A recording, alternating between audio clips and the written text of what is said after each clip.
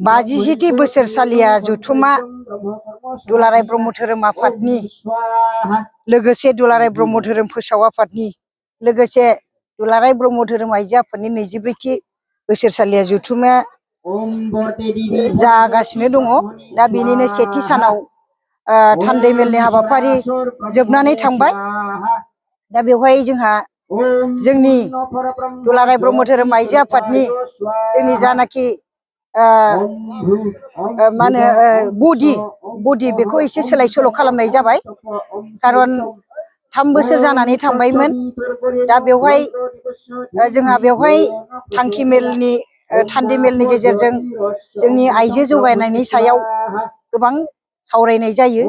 दाब दाब जिल्लानिफ्राय आइजो आइमोनहा सफैनो हादों आरो जोंनि केबिनेट जायफोर बोसोनगिरि आइमोन बे आइमोनाबो जोंजों खौसेयैनो नुजाथिनानै जानाखि थान्दै मेलनि सावरायनां हाबाफारि बे हाबाफारिखौ खोब गाजा गोमजायै जाफुंसार होफैबाय। आं बेनिखायनो आङो आफादगिरि जानानै आङो खोब साबायखर बावदों। आरो बे थान्दै मेलनि गेजेरजोंनो जोंहा गोजाम आफादखौ सिफायनानै गोदान आफाद दानानै होनाय जायो। दा बेफोरबायदि माने हाबाफारिया जाफुङो आरो गोदान आफाद हिसाबै सोरखौ गोदान आफादगिरि हिसाबै जोंहा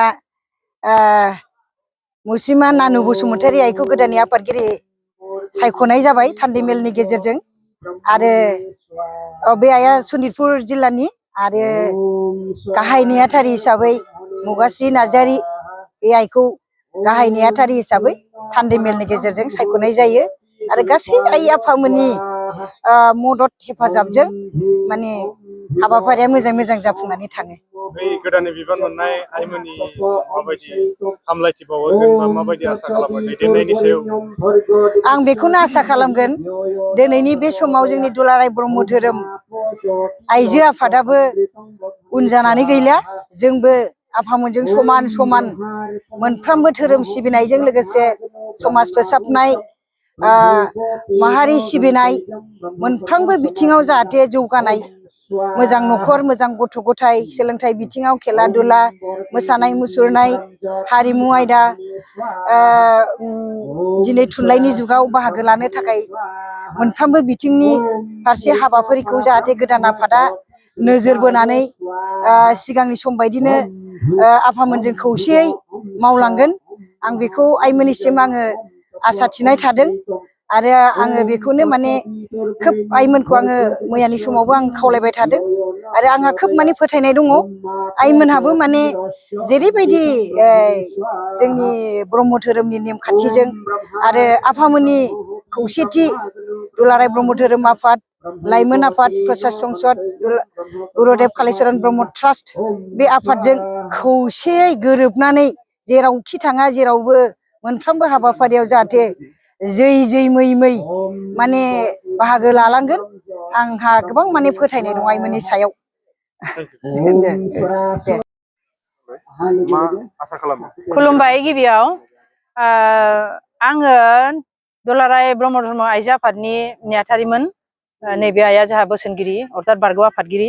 दा आङो नैबे गोदान बोसोरनि 2026 जानुवारिनि नैबे 23, 24, 25 बे दुलाराय अधिबेसन, दुलाराय ब्रह्म धर्मनि अधिबेसनाव आङो दाख्लै 23 खालि आइजोनि डेलिगेट राव आंनि बिबाना बारग'बाय। आङो दा गोजोननायजों माने गोदान बिबान मोननाय आइमोनखौ माने गोदान बोसोरनि गोजोननाय गोसो गोरबोनि अननायजों बरायदों। बिसोरो जाहाथे पुर्न परब्रह्म ज्योतिषर आइ आफानि अननायाव बे गावसोरनि होनाय बिबानखौ लानानै आफादगिरि आरो नेहाथारि सानैबो गोदान, दा बिसोरो जाहाथे मोजाङै मोजां मावलांनो हायो आरो बे जोंनि दुलाराय ब्रह्म धर्म आफादखौ मोजाङै दैदेननानै जाहाथे जोंनिख्रुइबो साबसिन जाहाथे खौसेथियाव लाबोनो हायो, सांग्रांथि मेल लानो हायो जिल्ला जिल्ला। बेखौ आङो इसोरनि खाथियाव हामलायनाय बावदों। बिसोरनि आइमोननि देहा सोलेरखौ जाहाथे मोजां लाखिथों, आइमोनहा जाहाथे बिबानखौ लानानै मोजाङै मावलांनो हायो, बेनो आंनि इसोरनि खाथियाव माने आर'ज। आरो आं बेखौनो आसा फारिबाय।